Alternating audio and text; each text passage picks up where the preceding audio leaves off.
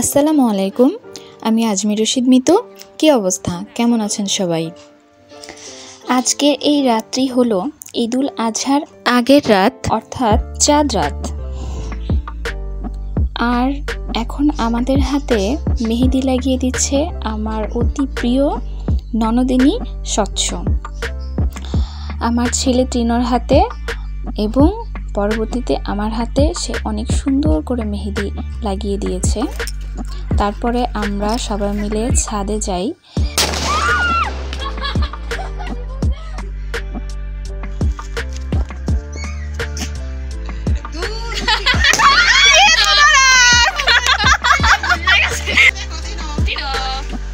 সবাই মিলে বাজি ফুটাই, খুব আনন্দ হয়।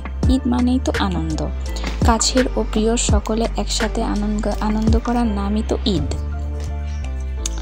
ঈদুল আজহা মূলত আরবি বাক্য অংশ, এর অর্থ হলো ত্যাগের উৎসব। এই উৎসবের মূল প্রতিপাদ্য বিষয় হলো ত্যাগ করা। এ দিনটিতে মুসলমানরা ফজরের নামাজের পর ঈদগাহে গিয়ে 2 রাকাত ঈদুল আজহার নামাজ আদায় করেন। আর্থিক সামর্থ্য অনুযায়ী যে যার মতন গরু, ছাগল, ভেড়া, মহিষ ও উট আল্লাহর নামে কুরবানি করে।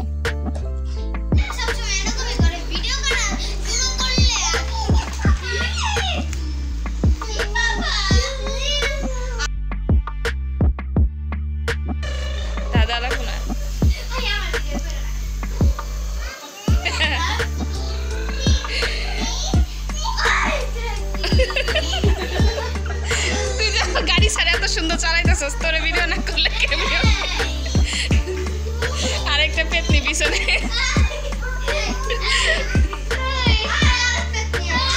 এই যে একজন এসে, না না না, আমার বনো চালা কাপু, বনো চালা তুই আবু কাছে যা।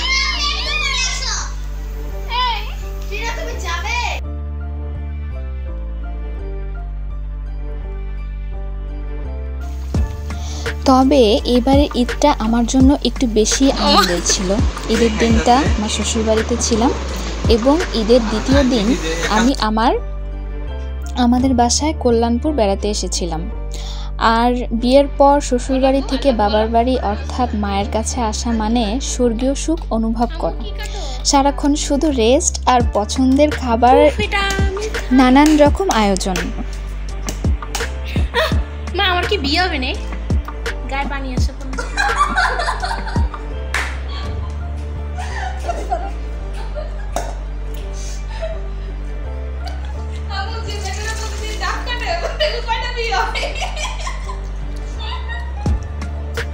পাইপ দিয়ে আসে।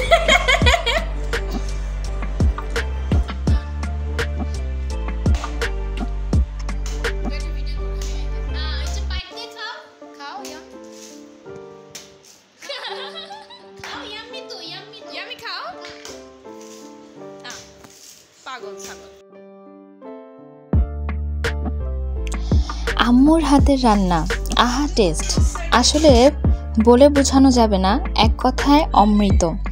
তবে মায়ের হাতে রান্না মনে হয় এমনই হয়। মায়ের হাতের রান্নার টেস্ট আর কোথাও মেলে না। আমরা খাওয়া দাওয়া শেষ করে কিছুক্ষণ গল্প করলাম, আসলে পুরনো স্মৃতিচারণ করলাম।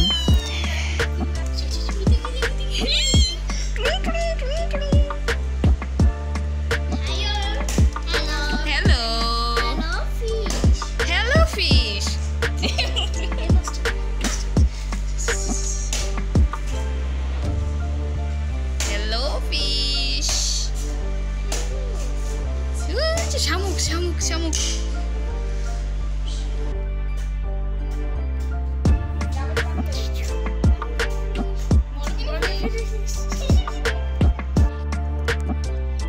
পড়ন্ত বিকেলে কিছু সময় ছাদে ঘোরাঘুরি করি।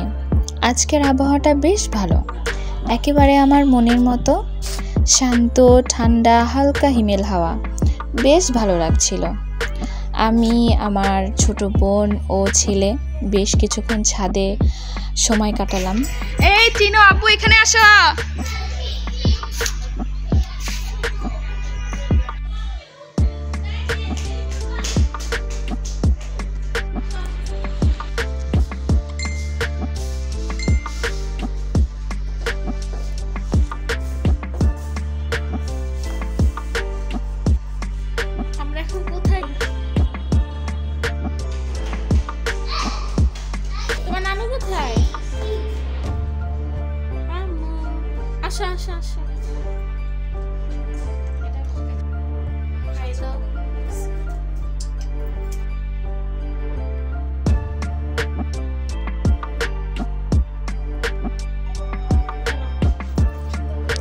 দ্বিতীয় দিন সন্ধ্যার পর আম্মু আমাদেরকে নিয়ে ঘুরতে বের হয়। ঈদের সময় ঢাকা একেবারে ফাঁকা থাকে। ফাঁকা ঢাকা শহরে রাতের বেলা রিক্সা দিয়ে ঘুরতে আমার ও ছোট বোন মিমের খুব ভালো লাগে।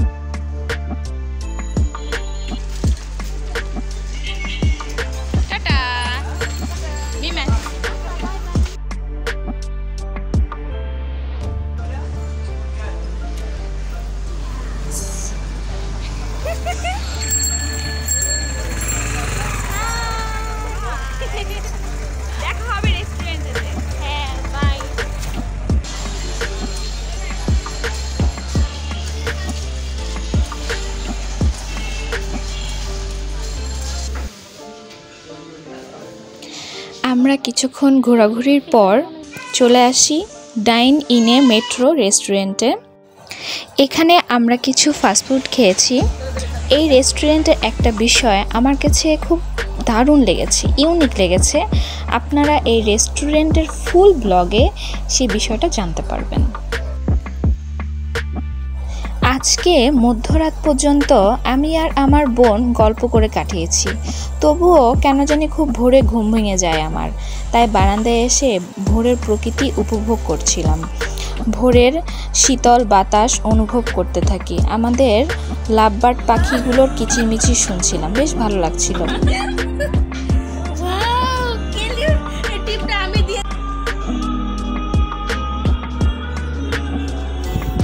আমাদের বাগেরহাটের ঐতিহ্যবাহী চুই ঝালের গরুর মাংস রান্না হচ্ছে আজকে। আম্মু আমাদের জন্য পছন্দের এই মাংসটা রান্না করছে। তবে বরাবরের মতো কষানো মাংস আমাদের জন্য বরাদ্দ থাকবেই। বাসায় আসলে যেন আমি একেবারে ছোটবেলায় ফিরে যাই, বাচ্চা হয়ে যাই আসলে।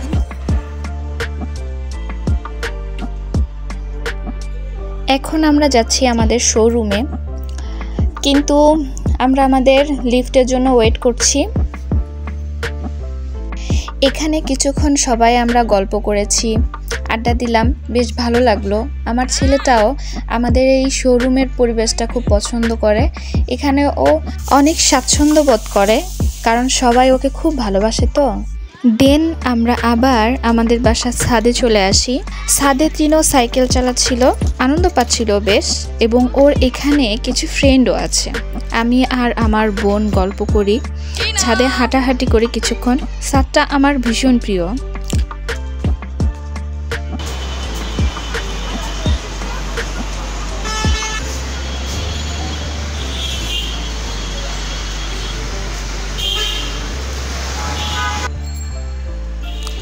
সন্ধ্যার পর আজও আমরা সবাই মিলে বাইরে বের হই। অনেকক্ষণ ঘোরাঘুরির পরে প্রথমে আসি আমরা ওয়েফেল টাইমে। এখানে আমরা আমাদের পছন্দ মতো কিছু খাবার অর্ডার করি, নিজেদের মতো কিছু সময় উপভোগ করি, বেশ ভালোই লাগছিল। এবার বাসায় আসার পর আমরা অনেক ঘোরাঘুরি করেছি, অনেক বেরিয়েছি, অনেক আনন্দ করেছি। তার কারণ হলো আমার আম্মু ঈদের সময় একটু ব্যক্তিগত সময় পান, তাই আমাদেরকেও সময় দিতে পেরেছেন। খুব ভালো লেগেছে আম্মুর সাথে সময় কাটিয়ে। আম্মু, আমার ছোট বোন, আমার ছেলে সবাই মিলে খুব আনন্দ করেছি। বেশ কয়েকটা রেস্টুরেন্টে আমরা এসেছিলাম। তো আমরা যে রেস্টুরেন্টে এবার এসেছি, আপনারা পরবর্তীতে আলাদাভাবে রেস্টুরেন্টের ব্লগ পাবেন। খাবারের স্বাদে কিছু বৈষম্য তো অবশ্যই আছে, যা আমাদের পার্থক্য আছে। আমাদের ব্লগ রেগুলার দেখলে জানতে পারবেন। দেখতে থাকেন, এবং যদি আমার চ্যানেলে আপনি নতুন হয়ে থাকেন তাহলে আমার চ্যানেলটি অবশ্যই সাবস্ক্রাইব করে পাশে থাকা বেল বাটনটি প্রেস করবেন, তাহলে নতুন নতুন ব্লগ দেখতে পারবেন। ঢাকার রাস্তাগুলো থাকে দম বন্ধ করা পরিবেশ, প্রচুর জ্যাম, পাশ দিয়ে হাঁটা তো যায়ই না, দূষণ, পলিউশন, খুবই খারাপ লাগে। তবে এখন ফাঁকা থাকাতে রাস্তাগুলোতে চলাফেরা করতে খুব ভালো লাগছে।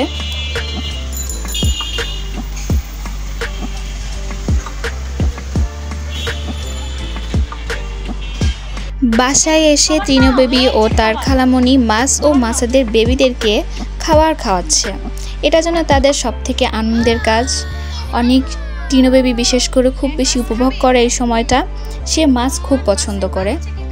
আমাদের বাসায় আসার পর প্রত্যেকটা মুহূর্ত যে কতটা আনন্দে কেটেছে তা বলে বোঝানো সম্ভব না। খুব ভালো লেগেছে, কিন্তু সময়গুলো খুব দ্রুত অতিবাহিত হয়ে গেছে।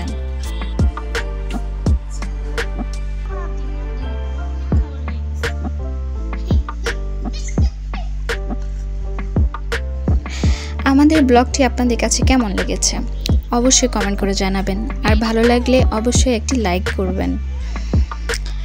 তো আজকের মতো এ পর্যন্তই। সবাই ভালো থাকবেন, আমাদের জন্য দোয়া করবেন। আল্লাহ হাফেজ।